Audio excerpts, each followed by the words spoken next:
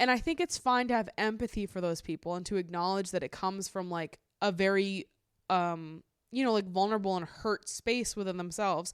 It's okay to have understanding for people and to also draw that line and be like, and you're not going to speak to me like that or treat me like that. So I have to walk away from this friendship.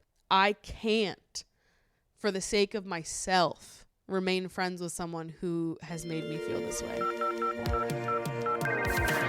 Dude, where are you? Pick up your phone. I'm going to a summer party tonight, and you're obviously invited, so call me back. Okay, I love you. Bye.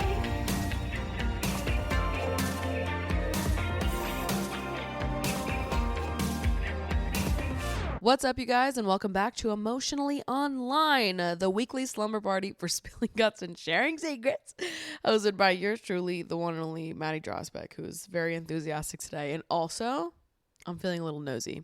I'm feeling a little nosy on behalf of myself and my own personal data, and also other people as well. I am in dire need of those Spotify Wrapped releases. Okay, I need all of you to get on your Instagram stories and post the artists and songs that you've been listening to. I want to know how many fucked up minutes you've spent listening to music this year. What are you avoiding?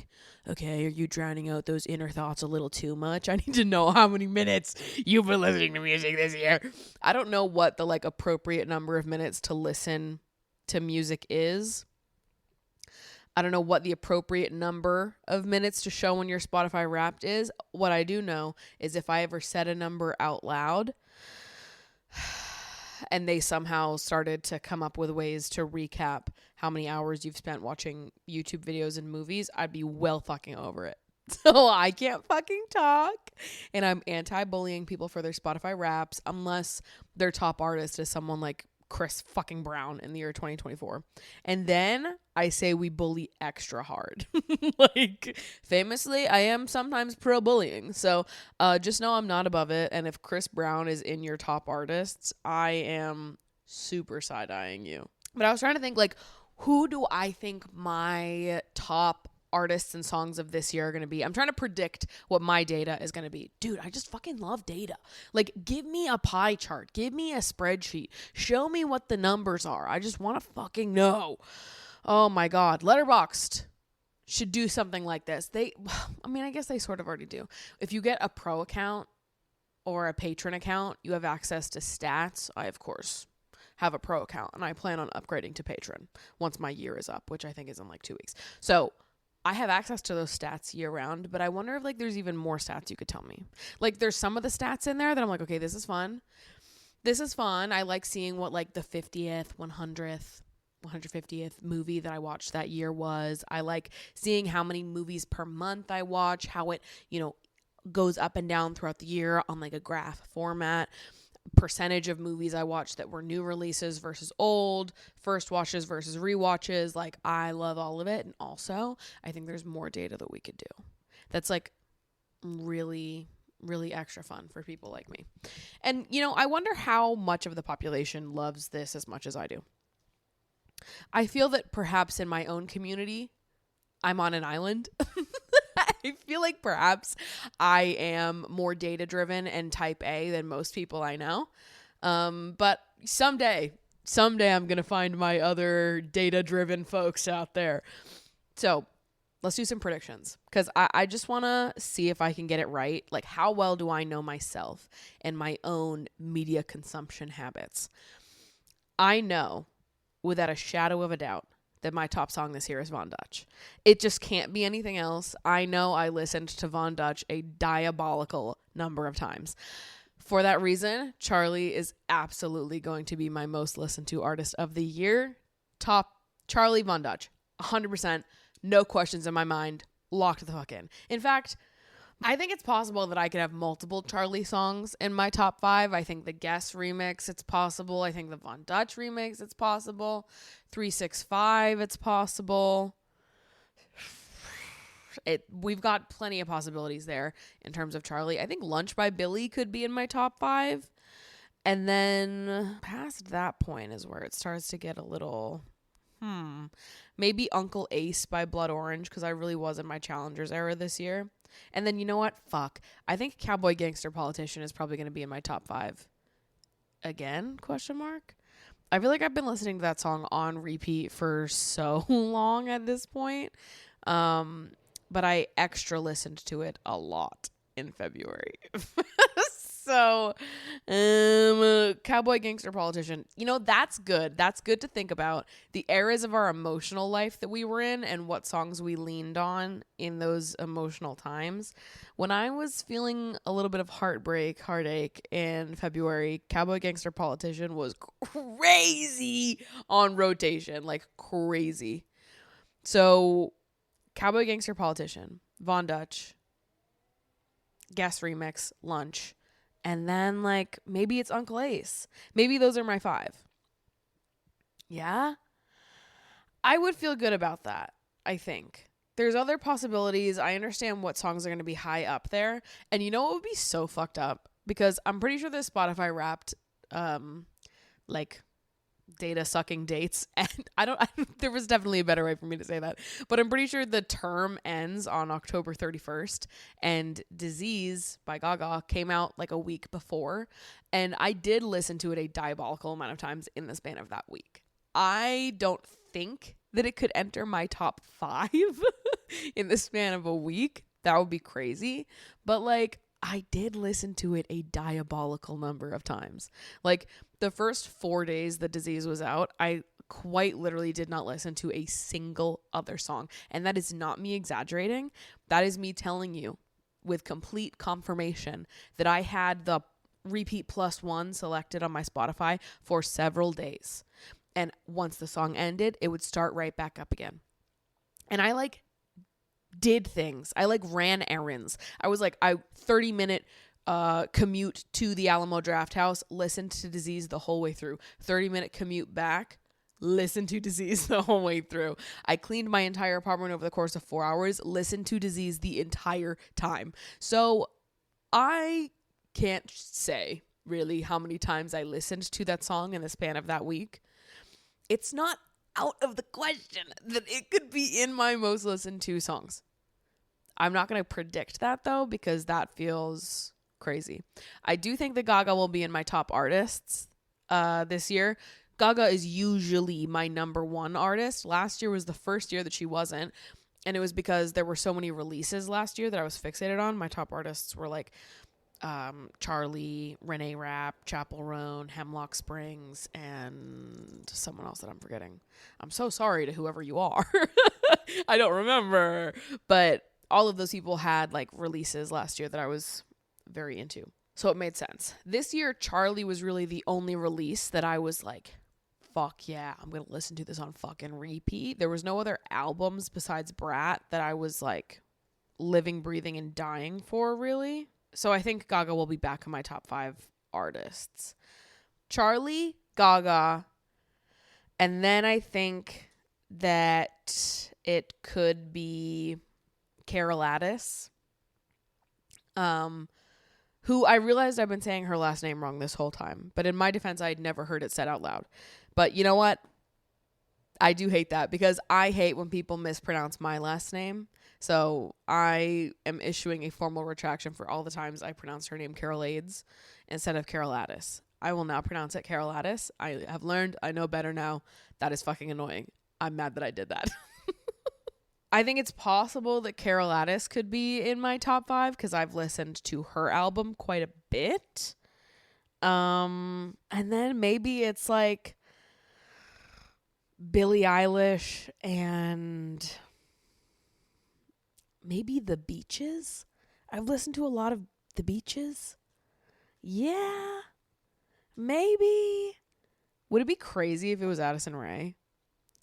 And you know what? I would just like to loop back to the episode that I did over a year ago now, where I was defending the hell out of Addison Rae, and I was like, you guys just don't see the fucking vision.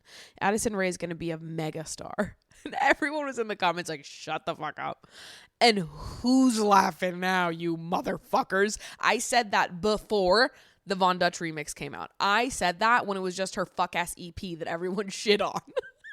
I knew. I saw the vision, okay? Never doubt my taste. Never doubt it. I am plugged the fuck in. I know what the fuck is cool. You can be a hater all you want. You can be a hater towards Miss Addison Rae all you want, but she is it.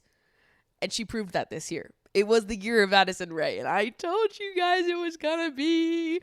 It's possible that Addison Rae could be in my top 5. That would be so funny if it was true. But I'm gonna lock in and I'm gonna predict my top 5 as being Charlie, Lady Gaga, Billie Eilish, Carol Addis, and The Beaches. Boom. Locking it in.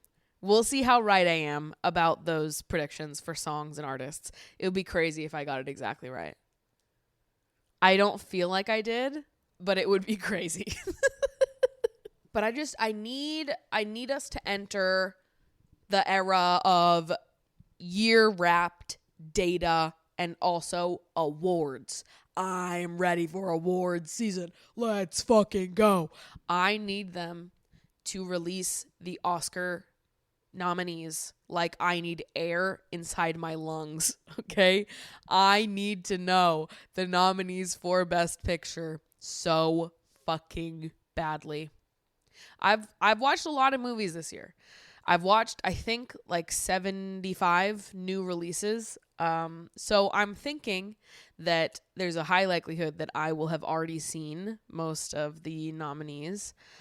I fear that Dune 2 is going to be on that list, in which case I will have to watch Dune and Dune 2 because I never went to see Dune 2 because I'd never seen Dune 1. And to be honest, those movies just don't seem like they're going to be my thing. But if it's nominated, I will watch it. That's such a long movie to try to watch in my fucking apartment. I'm going to need Alamo or some movie theater in New York to just show the Dune movies again so that I can go sit and watch it in a theater because it is so hard to watch movies that dense at home. Like I can't do that here. At home, I'm watching 90-minute dramas, you know, like we keep it quick at home. I'm not indulging in a 3-hour movie at my house. I've never seen Titanic, and I genuinely don't know if I ever will because that movie is so long. It is so long. When am I ever in the headspace to watch a movie that fucking long? Like, just split it into 2 movies. If you can't tell the story in like 90 to 120 minutes maximum 120. If you can't do it within 2 hours, I feel that it should be 2 movies. I think that's my take, and I don't feel bad about that. I don't feel bad about having that date. I think movies should be 90 minutes to 120, and if they're not, break it up, because now I'm never going to watch Titanic. Now it's going to take such a specific circumstance for me to watch Titanic. I want to watch Titanic. I would love to watch Titanic. When the fuck am I going to be in the brain space to watch Titanic? In order to watch Titanic, I need Alamo Drafthouse to show it in person. Or I need like a bunch of my friends to be enthusiastic about watching Titanic. Because if there were a bunch of people that were here in my house like, dude, that would be fucking awesome if we watched Titanic and had a Titanic party and we could like turn it into a thing, then I can lock in. You know, I need the enthusiasm, or I need it to be in a traditional movie theater setting. If I'm just watching Titanic at home by myself, I'm going to be like, oh dear God. So much to think about. So much to, I don't know, rattle through inside my brain. I can't focus on those conditions. And that is also how I feel about Dune. But like if somebody wanted to throw like a worm themed party, the Dune worm, what the fuck it's called? I've never seen the movies. I don't know what it is. But that worm, that little worm bitch, whoever the hell. If somebody wanted to throw a worm themed party where we watched both of the Dune movies while dressed as worms and sharing little treats about worms, like those little like worm in the mud treats that they made when you were a kid, we could make that. We could do little worm drinks. Somebody could do the worm. We could all dress as worms and we can watch Dune. Like, I know nothing about Dune. That is my assessment of what a good Dune themed party would be. So that I could get behind that too. You know what I mean? Like, I just need it to be a bit. I just need it to be like a thing that we're all excited about, or we need to just go to the movie theater and watch like civilized folks, you know? But I'm assuming that I'm going to have to at some point watch Dune. but before the Oscars. If it gets nominated for Best Picture. If it doesn't get nominated, guess who's not watching Dune? If it doesn't get nominated, guess who will not be watching Dune?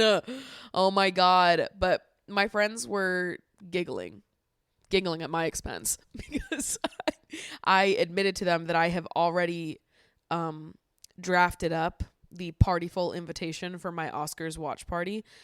Again, Oscar noms have not been announced. I'm pretty sure they announced the date that the Oscars will be, and I committed it to memory. So I already know what day it's going to happen, and I said that I wanted to throw an Oscars party. And I just get so, like, sucked into these things. Like, an idea can't just, like, sit in my head. I had to do something about it. And so I already drafted up the invitation and, like, made the whole thing. And what we're going to do at my Oscars party, I'm telling you now, in November. The Oscars are in March. in March, when the Oscars happen, everyone's going to come over and we're going to have like a ballot box. I might have people vote in advance. So that I'll already have everything taken care of by the time people come. But we're going to have like, yes, we're going to watch the Oscars and we're going to do like Oscar predictions for what we think the Academy is going to do, for sure. Classic Oscar party vibes. But also we're going to have our own like people's Oscars, where everyone gets to vote for which movie and actors they would have wanted to win in each category, nominated or not. Like, what is your personal best picture of the year? Who is your personal best actress of the year? And then I will compile everyone's votes together and we'll see like who the true winner of the people's Oscars is. And I just think it's going to be so fun. But maybe I have to do that in advance. Like maybe I send out a poll or form of some sort pre-party that everyone has to vote on in advance. So I already know who wins. So I can announce the winners and put them in little cards. Oh, that would be so fun. That would be so fun. We did it just like the Oscars. And I announced it. Like once they announced Best Picture, I'm like, and now it's time to announce the people's best picture as well. Challengers. Like, I am going to have so much fun with this. It's not even funny. Oh my God. I just need it. I need it so badly. Like I need air inside my lungs. But sometimes the type A in me really jumps out. And my friends are like, whoa, in your what drafts? Like, what do you mean? What do you mean you're drafting an event 5 months away? I'm like, sorry guys. Forget I said anything.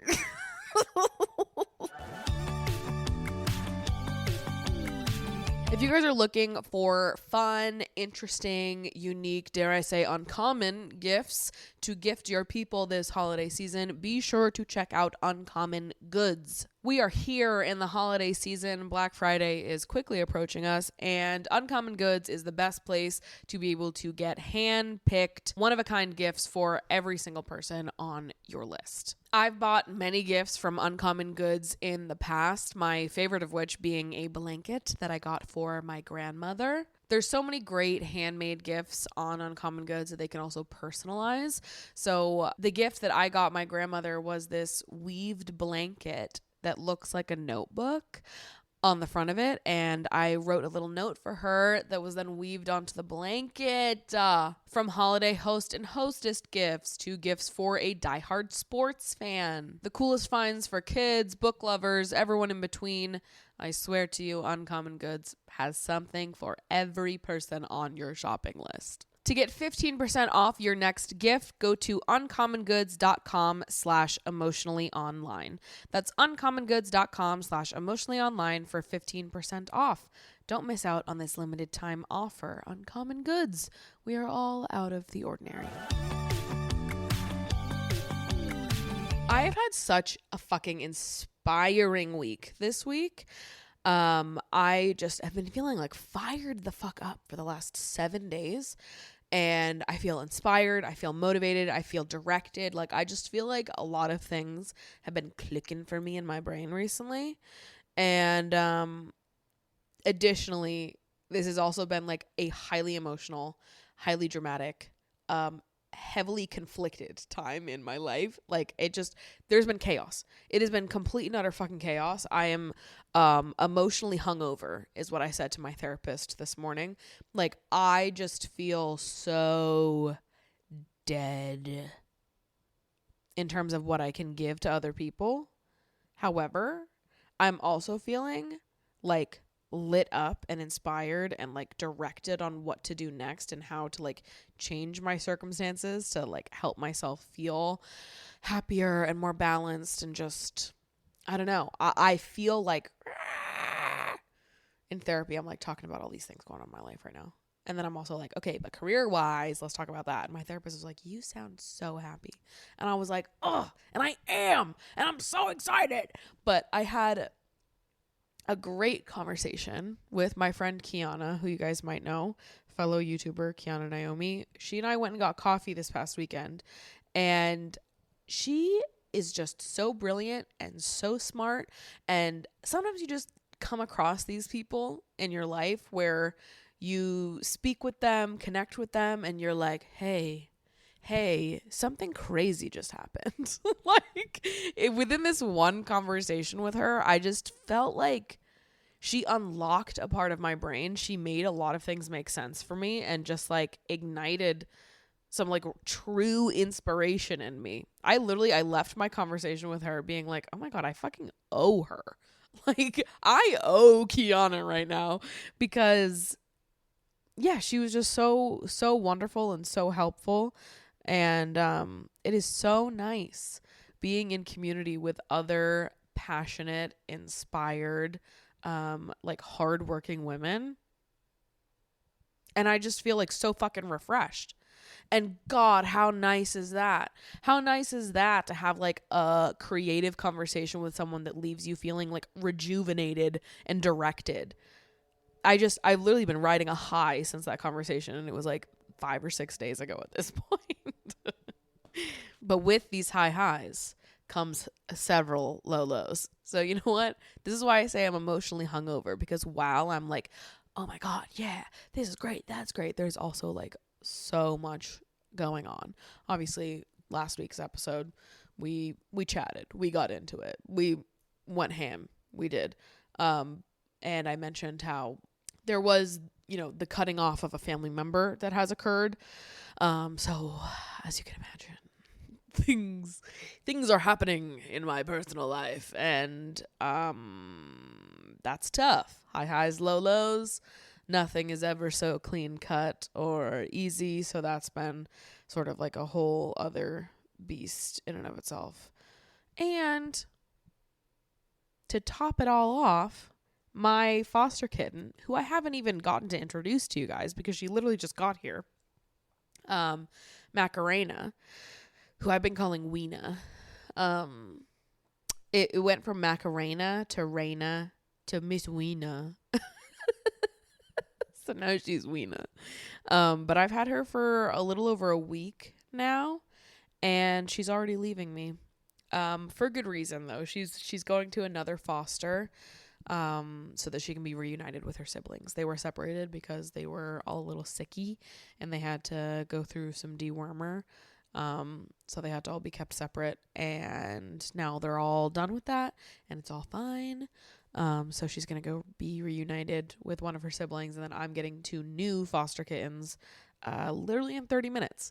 So that's tough. I really love her. Like I love all of my fosters, and saying goodbye is always hard for each of them, because you just like, I don't know, it's hard not to get attached to them. You just sort of have to like really lean on the fact that this is a good thing. She's being reunited with her siblings. That's awesome. That's so exciting. I want that for her. And also it's sad for me. But also it'll be so happy when she goes to her forever home and she finds her family. And like, these are all exciting things. So I just have to focus on that. But it's crazy. Within like the 7 days that she's been here, I just feel like I've gotten so attached to her. Let's go ahead and do some audience submissions, baby. I filmed this part of the episode 2 weeks ago. This was the episode that I shot on election day. But then obviously didn't post for reasons we've already discussed. But I wanted to still use the audience submission portion of the episode. We talked a lot about friendship breakups. These submissions were really great, really vulnerable. And yeah, I have so much to say about friendship breakups. So without further ado, let's jump into these submissions. Hi, Maddie. You and I have something in common. We both are absolutely obsessed with our friends. My friends make my world go round, and anyone that knows me knows that there's nothing I wouldn't do for my friends. I've recently had a devastating friend breakup. This was with someone I referred to as one of my closest friends. I feel like when someone has a romantic breakup, everyone seems to understand and be sympathetic, but with a friend breakup, it seems like no one knows what to say or how to respond, and yet it's on my mind all the time. Have you ever been through a horrible friend breakup? Why do you think that people don't seem to take it seriously? Of course, I have been through my fair share of friend breakups, some that I have initiated, some that other people have initiated, some that had a more definitive ending, whether it was a conversation or event that really ushered in the end of the end. And I've had other friendships that sort of just faded away slowly, perhaps more mutually, but that doesn't make it less painful or stressful. Even when you may be the one that wants the ending, it is still hard to lose a friend. Like, even in the friendships that I issued in the end of, it didn't mean that I was like free of any emotional turmoil or back and forth on the decision that I ultimately ended up making. I don't know that, I mean, at least for me, I never want a friendship to end, right? Like, I feel like I go into all of my friendships hoping that it'll be a forever thing. And the truth is just that a lot of friendships are not meant to be forever things. You change, you fall out of touch, you fall out of rhythm with people, and sometimes people are just fucking bad friends. And there's something that requires a more like hard and fast reaction.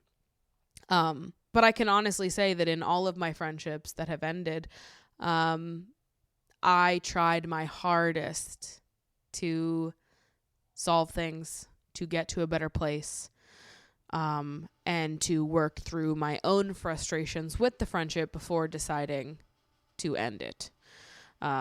Just because you're the one that ends it doesn't make it easier in any way. And when you're on the receiving end of a friendship breakup, obviously that hurts as well. And sometimes it's mutual and it sucks then as well. It sort of just always sucks to lose a friend, no matter how you position it, how you swing it, what side you're on, how for or against you were the friendship ending.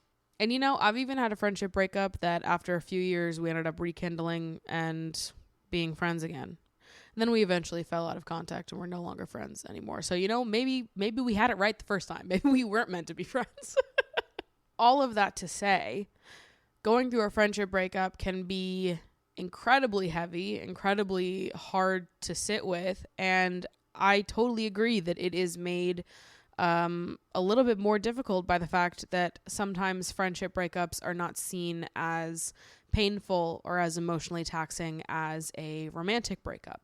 When someone you know goes through a romantic breakup, you know, usually if you're surrounded by good people, you know, they're eager to support you in that time because they know how tough it can be to go through a romantic breakup and to have to end things with someone that you were so intimate with. And I do wonder if the reason why people are so, you know, easily able to see why a romantic relationship ending would be hurtful versus a friendship is like the kinds of intimacy that people experience in their relationships. I think that, you know, a lot of us understand the level of intimacy that you experience with a romantic partner, but I think friendship intimacy levels sort of vary. And maybe some people find it hard to totally understand the level of intimacy you had with this friend. Maybe they themselves don't have very high level intimacy friendships, so it's less of a big deal to them. I also think that sometimes people are sort of like, well, you've got so many friends. It's not just this one friend. You've got 10 friends. And because we have, you know, more friends than we do romantic partners in our life, it's sort of like, you know, people just think that you can move on quicker.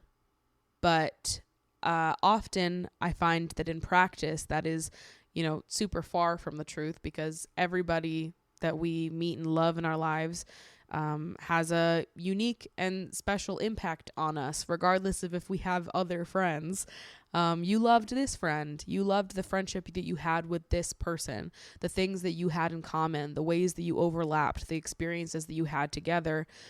that now you're not going to have any more of, that is a uniquely painful thing to mourn. Yeah, I think especially being someone who, when I enter friendships with people, I do see them as being forever friends off rip. I never enter friendships being like, yeah, we're only going to be friends for 6 months to a year and then we're done. Like, I would never do that. I think whenever I meet a friend, I just assume we'll always be friends. And that doesn't mean that we'll always be like the best of friends, right? We can't, be super involved with every single person in our lives, but you fall in and out of season with people. I never assume that when I meet someone and become friends with someone that like we're going to have a terrible, horrible ending, or that there's going to be some end date to loving this person and thinking highly of them and the memories and moments that we shared together. To me, in my heart and the way that I approach my own life and my own love, is that, there's sort of always room for friends. There's always room for more friends. And that once someone is a friend of mine, they're sort of always a friend of mine. Now, obviously, this is not true in practice. There are people that I have lost along the way, people that I have ended things with, people that have ended things with me. And I think something I've learned through those endings is that they ultimately start to make sense. In the moment, it just sucks. And you're like, damn, I wish that could be different, whether you're the person initiating the ending or not. And I think most of the time, once you let a little bit of time pass, once you let things simmer,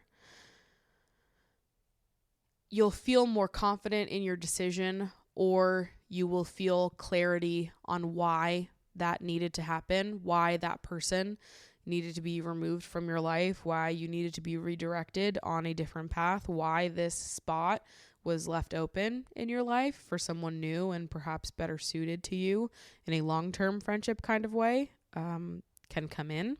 When I look back at the friendships of mine that I have ended, I do feel good about all of those endings. They're not things that I would change now. They're not things that I regret, even though they were hard in the moment. That also doesn't mean that I harbor any resentment or judgment towards these people for, it was a long, long time ago, the ones that I'm thinking of. And yeah, they're people that if I saw them on the street, if we happened to be at the same restaurant, at the same bar, I would happily say hi to them, do a little brief catch up. But like, we don't need to be friends again, and we can just leave it at that. And I think they would feel the same way about me. Like, I think you reach a point where you're like, I don't have an issue with this person. What's done is done. Water under the bridge. We both figured out what we needed for ourselves. And, we were not compatible as friends. And we learned that eventually. We got to that conclusion eventually. And, though it sometimes is a painful path to get there, we did, and we don't need to reopen that door. But also I feel no ill will towards this person, and honestly I look back on many of our memories with fondness, and I prefer to focus on the good parts of those friendships, the high moments that you had together, rather than focusing on the things that weren't so great, or the moments that issued in the ending of your friendship. I know it sucks to be like, well, time is the best healer, but it is true. Like, when you're dealing with a breakup of any kind, like, there's nothing that I can say to alleviate that pain from you. What you're feeling right now, the pain that you're feeling right now, is so real, and part of the healing process is unfortunately just sitting in that feeling, processing your hurt, processing, any betrayal or resentment and anger that you might feel. All are completely normal.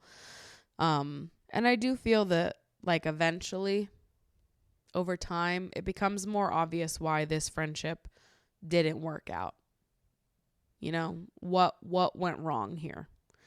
Why weren't you guys compatible? And also, I think there are times where a friendship ends and time will pass, and a future version of yourself will look back on it and be like, why the fuck are we not friends?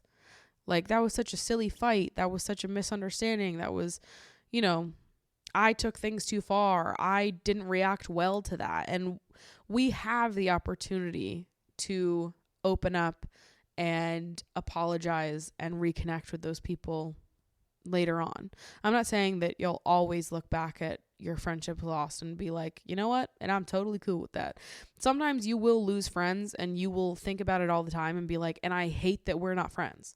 And that makes me so upset. And I miss them so much. And that's also fucking real. And I've been there too. I mean, really, everything that you can say about friendship breakups and the process of healing from that and processing that, it all that can be said for romantic relationships can really also be said for friendships. Sometimes you break up and it sucks in the moment, and then time passes and you're like, and it all makes sense why we were not compatible, why this needed to happen, why we needed to break up, go on our own journeys 100%. And there are other times where the breakup happens and time passes and you're like, and I still hate that. And that feels silly to me. And I wish that we were still able to be in each other's lives in some way. And that's a fine reaction as well. And I think it's just important to give yourself the space to fully process how it is you feel about the specifics of why this relationship ended. And I mean, give yourself serious time and space. It's a heavy heartbreak losing a friend. I just hope that you're able to, you know, find peace in how things are shaking out here, and remember that your hurt in the face of a friendship breakup is completely real and very much as important to be supported through as a romantic breakup. I'd say this next one can be a little bit connected to the last one. This submitter says, "Hi, Maddie. I wanted to know your opinion and maybe if you've experienced something like this before. I've been feeling frustration lately because of my really close friend. She told me recently that she envies me, and not lightly.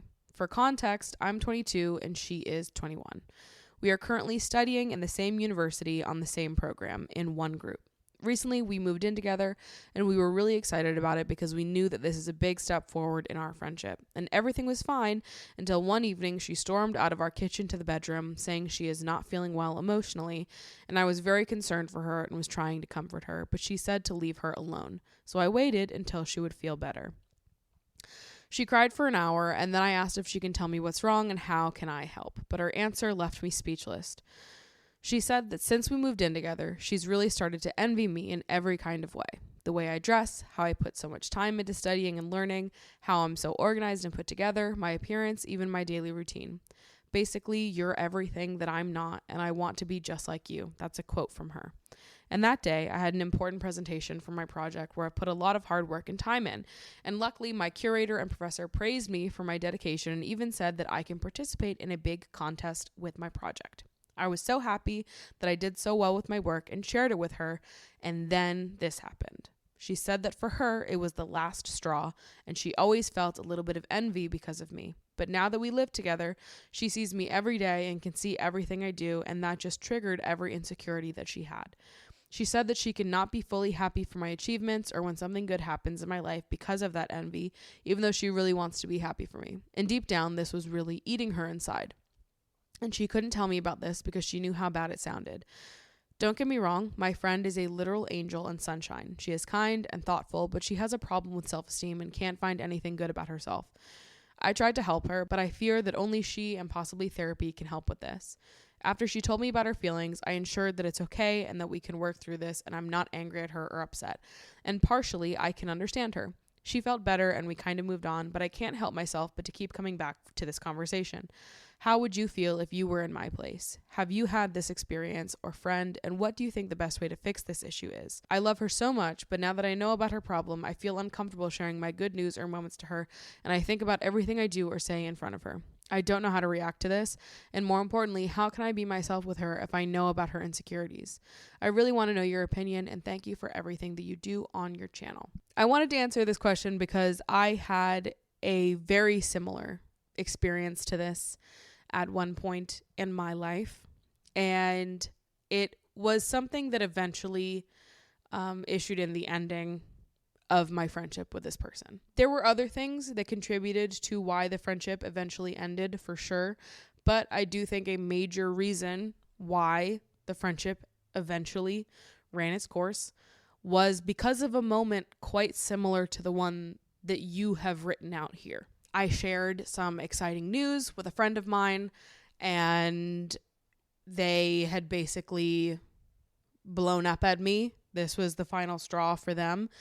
And they said, and I quote, "I hate seeing you happy. It makes me angry." And, you know, they went on a rant similar to the one that you've written about here, explaining their emotions, talking about how they know that it's wrong and it's bad, but this is how they feel. And I sat quietly and just listened to the whole thing. And I tried for a very long time after that conversation to have a normal friendship with this person again. But to be honest with you, something in me shifted after hearing those words. It was like once they were said, they couldn't be taken back. Hearing a friend say to me verbatim, "Seeing you happy makes me angry," was not something that I knew how to sit with or process in any way. And I tried for a very long time to be understanding and to be like, you know, my friend is just going through it. They're, you know, going through a really hard time and I just want to be there for them. But I noticed how it chipped away at me as time went on, and I realized that I couldn't share any of my happy moments with this person. I couldn't engage in like half of what it means to be friends with someone with this person. Our friendship slowly evolved into, you know, a one-sided relationship where they were allowed to open up to me, to talk to me about the things going on in their life, but I lived constantly on eggshells, worried that if I was too happy or too excited, that it would cause a fight. And I was not like emotionally keen on that. You know, I was trying to avoid fights as much as possible, and you know, that's my own issue. But I think eventually it just became more clear to me that this person only wanted to be my friend when we could suffer together. And when I wasn't suffering, when something good was happening to me, it felt like they took every opportunity they could to bring me down, to take a little bit of that joy away from me, and to center it back on themselves and how much they were struggling, which was a very real thing that I felt very bad about and consumed by. And I wanted to be a friend to them and to help them. But at the same time, it reached a point where I couldn't show up for them because of how unfair it was to me. I think eventually I started to feel some resentment because I felt like I could understand grappling with envy or jealousy and how difficult that might be. But what I couldn't understand was making that my problem to fix, or, you know, making it so that I had to be the one to bear that. And I had to be the one to, you know, second guess when I share something happy that happens in my life. I think when you reach a point where you feel like you cannot tell your friends when good things happen to you, like we are so close to just not being friends, if that is true. And in hindsight, looking at that conversation and looking at the conversations that followed about this topic, I often just felt like I was the wrong audience and that I shouldn't have been subjected to those conversations, that they needed to confide in a different friend about this rather than coming directly to me with it, because it corroded our friendship over time because I couldn't be myself around them anymore. And if you can't be yourself around someone and you can't share your happy moments and you're worried about sharing your joy with people, a friendship can't last in those conditions. And though I had empathy for my friend and what they were experiencing, I'm also like a real human being with feelings, and being friends with someone who hates seeing me win was just not something that I could stomach past a certain point. And I really do think that, like, again, there's nothing wrong with experiencing jealousy or envy. I think that these are normal things that sometimes do come up. However, I think the way that you process those things is delicate, and we can't just project those things onto the people we're feeling them towards and then expect them to carry it for us.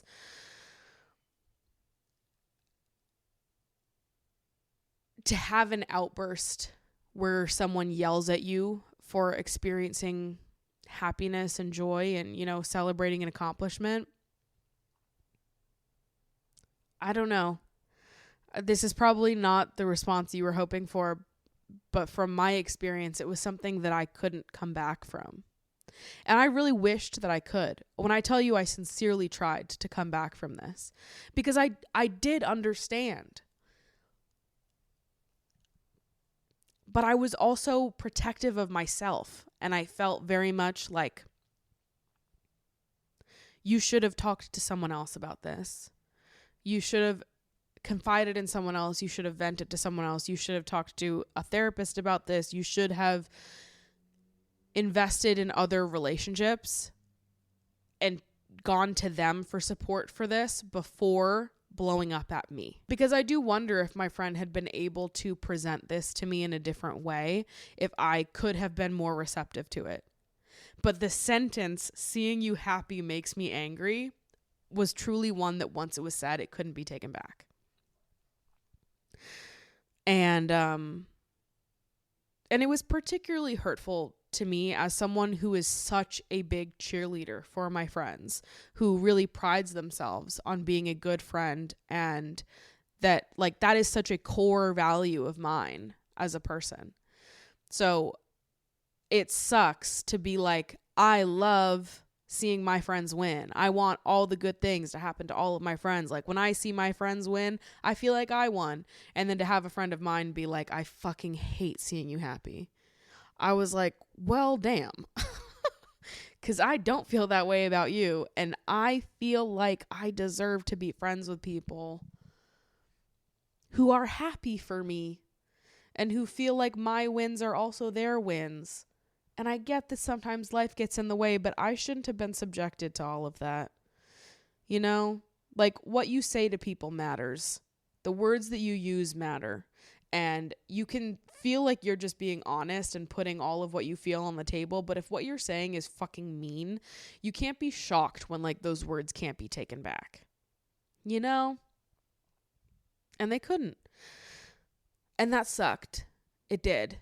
And again, it wasn't the only reason why that friendship ended, but that was a large part of it for me, was like how this moment really issued in the ending of the friendship, the collapse of the friendship, because I could not get over what they said to me.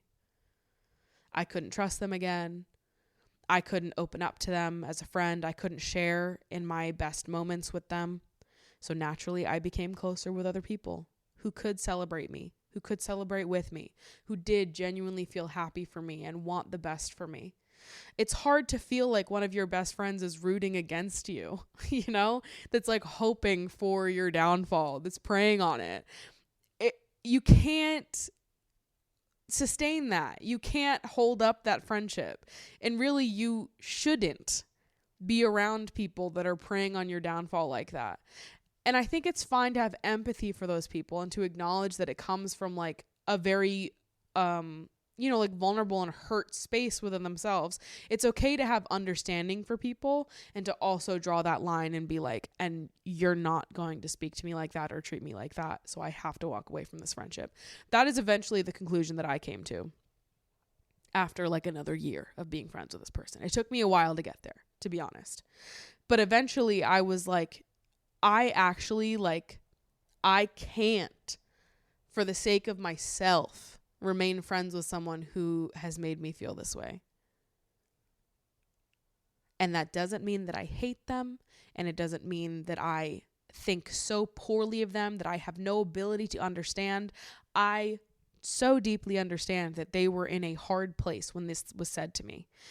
And I have so much empathy and understanding for that. And also, my empathy and understanding for them does not take away from my like self-respect and self-protection and my knowing that I deserve a support system that truly and utterly supports me and wants to see me win. And I just don't have room in my life for people that are preying on my fucking downfall. And that's the truth of it. And I hope you get better. But I just can't be there to witness it now. And that was that.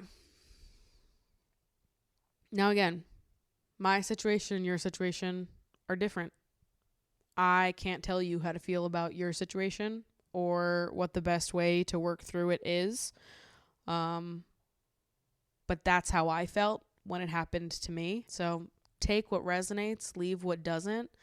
And overall, I just want to say that I am so sorry that that person said that to you, because it is not how friends should treat each other. And I do not think that friends should ever make someone else feel bad for being happy. I don't think that people who only want to be close to you when you can suffer together are your real friends. And I think the energy that you surround yourself with matters. The people you surround yourself with matters. And I fear what being around people like that does to your self-esteem over time, because I saw what it did to me over time. Hi, Maddie. I love your content and the way you consistently uphold values that I believe we share. I recently had a falling out with my best friend of 6 years. So many falling outs happening right now. We're in a transitionary phase, mama. I've been saying this. She's been the person who often seems to read my mind, the one I could call about nearly anything. She knows my entire family, has spent Thanksgiving with us, and is even close to my older sister. We connect deeply through our sense of humor and creative vision, and we've always been each other's biggest supporters.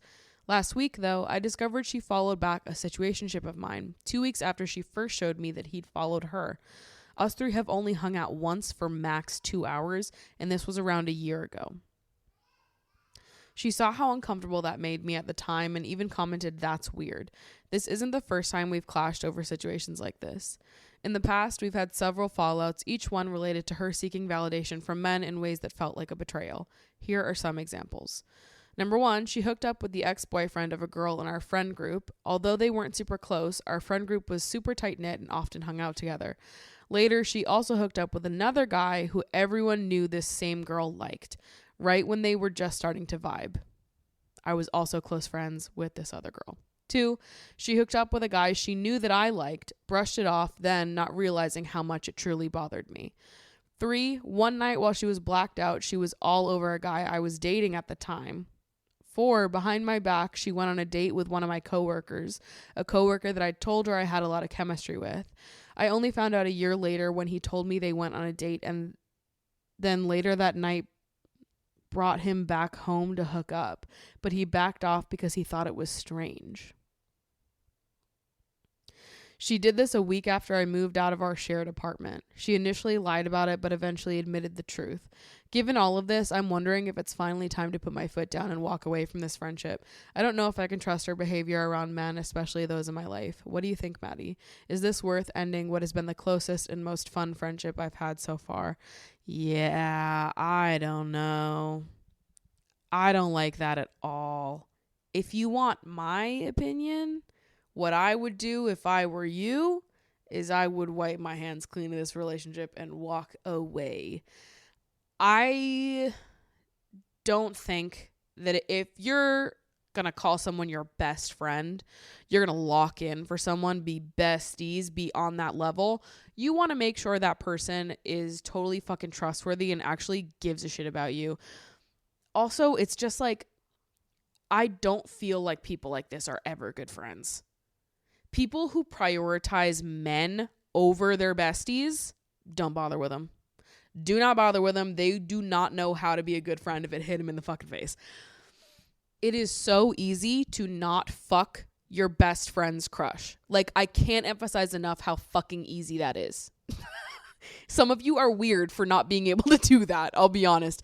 And I just think that those people are weird and bad friends, and I don't think that they are worth your time at all. And I think what is most damning here is that it's been established as a pattern. I think that if it was a one-time thing, we could, hash it out, we could get through it, and we could get out on the other side learning something and just be better in the future. I can, hold space for that. This isn't a one-time thing, though. This is strike 5. So, I think you've been really generous up until this point, giving this friend an opportunity to stop acting like a fuck-ass freak. And they haven't taken it.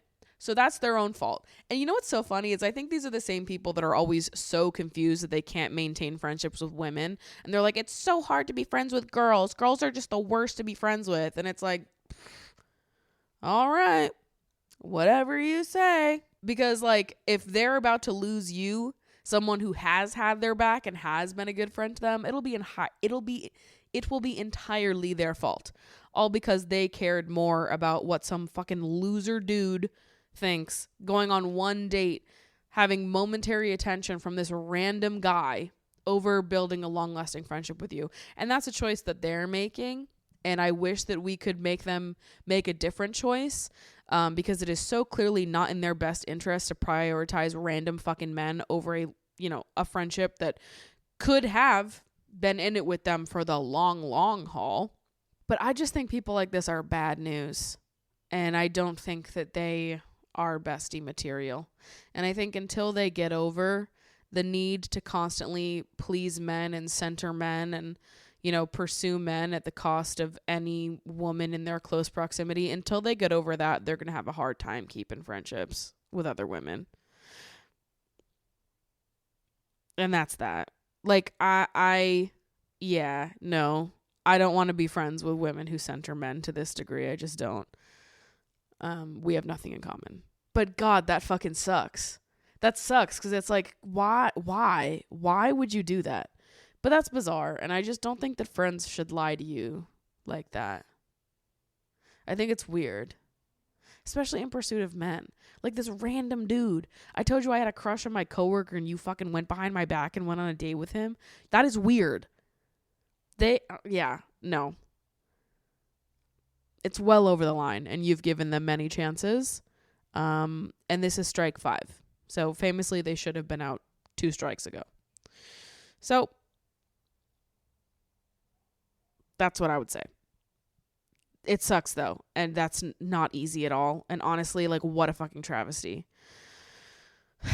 Because some people can do better, and they just actively choose not to. And it's like, why? Why can't we just not behave like that? That would be awesome.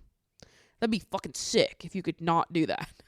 Thank you so much. But I think what I want to end this episode with in general, because this has kind of turned into the friend breakup episode, is just to say that the process of finding your people is a process that can be quite hard, but ultimately is rewarding in the end when you stick to it. We all want community. We want friendship. We want to be in close proximity to people that we can trust and rely on, that will support us, that will wrap us up and, make us feel loved in moments of need and moments of celebration. We all want besties. Everybody wants besties. And I think that it is better to let things go that are not working, that are not good, that are not serving you, to make room for more aligned relationships to come in. There's only so many hours in the day, only so many hours in the week. We only have space for so many close, intimate friendships, realistically, right? Because I think there's always room for new friends, but there's levels to it. You're only going to be super close with a select amount of people, just by, by way of time, the amount of hours there are in a day, we don't have the time to be best friends with every single person. So the people that you are giving that much of yourself to, that you are putting that much time into, the friendships that you are, spending the most time watering and nurturing and all of that, the people that you are putting that much time into should really be people that you can trust with your whole heart and soul. People that you could pick up the phone and call at 4 a.m. and they'd be there for you. People who, want to see you win, that give a shit about you and your family and the things going on in your life that have nothing to do with them. The people that just genuinely love you for who you are and that want to weather the storms of life with you. We need to be reserving our highest positions in life to people that really, truly deserve us and get us and that respect us the way that we will assumably respect them. Here in, Lover Girls Worldwide, we're all famously very keen on loving people. So, I think that it's more than reasonable to expect the same thing that you give in relationships back in return. And sometimes there needs to be some endings that happen in order to open up some space for new beginnings. Now, does that make the endings easier? No, absolutely not. But I hope that maybe it is some comfort to you to know that new beginnings happen all the time. I mean, Meg was on the show last week. I fucking love Meg. I swear to God, every person that I have introduced Meg to, and I've been like, you guys got to meet my friend Meg. I fucking love her. You'll love her. I've introduced Meg to a few of my other friends, and every single one of them is like, I fucking love Meg. And I'm like, dude, I know. She's the best. A little over a year ago, I didn't know Meg. We weren't in each other's lives. There's no way I could have known that, just around the corner was someone so important to me that I think is, so spectacular in every single way. Shout out to Meg. I think that you just have to remember that, for every friendship that is falling to the wayside right now, for every friendship breakup that is happening, for everything that's not working out in this present moment, listen, your Meg is right around the corner. New friends are constantly coming in and, you're bound to meet someone that you really connect with and that you feel really proud to be friends with. So hold out for those people. Hold out for the people that make you feel seen and heard and listened to, that you feel totally and truly aligned with. And, it's good to give people grace and understanding, but there are lines to these things. And it's good to know where your lines are and respect them when they're crossed. Does it make it easier? No.